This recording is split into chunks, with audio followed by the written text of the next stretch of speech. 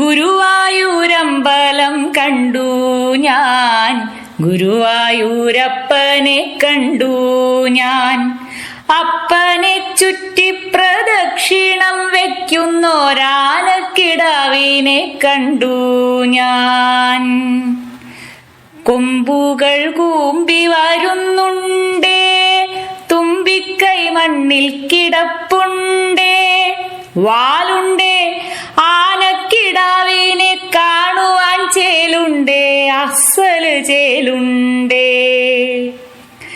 വട്ടച്ചെവികളിളക്കുമ്പോൾ വടി കുലുക്കി നടക്കുമ്പോൾ ഇത്തിരി പോന്ന രണ്ടോമന കണ്ണുകൊണ്ടിയുള്ളോനോടവൻ യാചിച്ചു.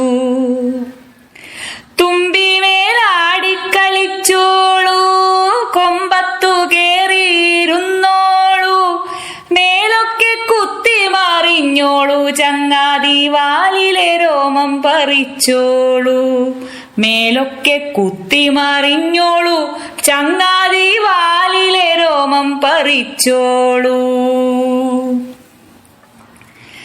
അൻപുറ്റ കണ്ണാൽ ക്ഷണിച്ചിട്ടും തുമ്പിക്കൈ മാടി വിളിച്ചിട്ടും അച്ഛനും അമ്മയും കേട്ടില്ല, ഞാനൊഴിച്ചാരും ആ വിളി കേട്ടില്ല.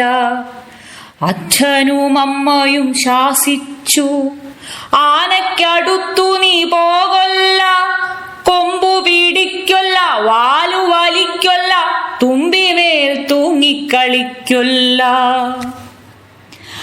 ആനതൻ കുമ്പയിൽ എന്തുള്ളൂ കാണണമെന്നു ഞാൻ വെമ്പുമ്പോൾ, അമ്മ വന്നെന്നെ പിടിച്ചു വലിച്ചല്ലോ, അച്ഛൻ ചുമലിലെടുത്തല്ലോ.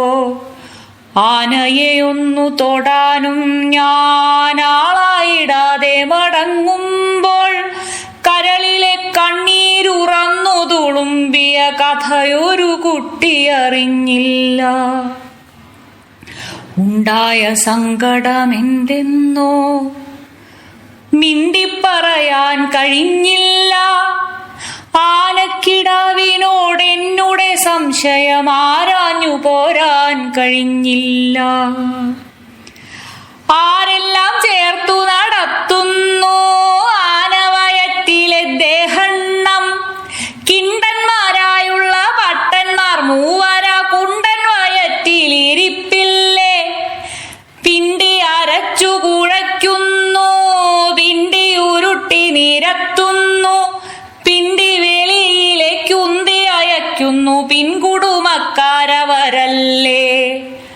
ആനക്കിടാവിനോടെന്നുടെ സംശയം ആരാഞ്ഞു പോരാൻ കഴിഞ്ഞില്ല.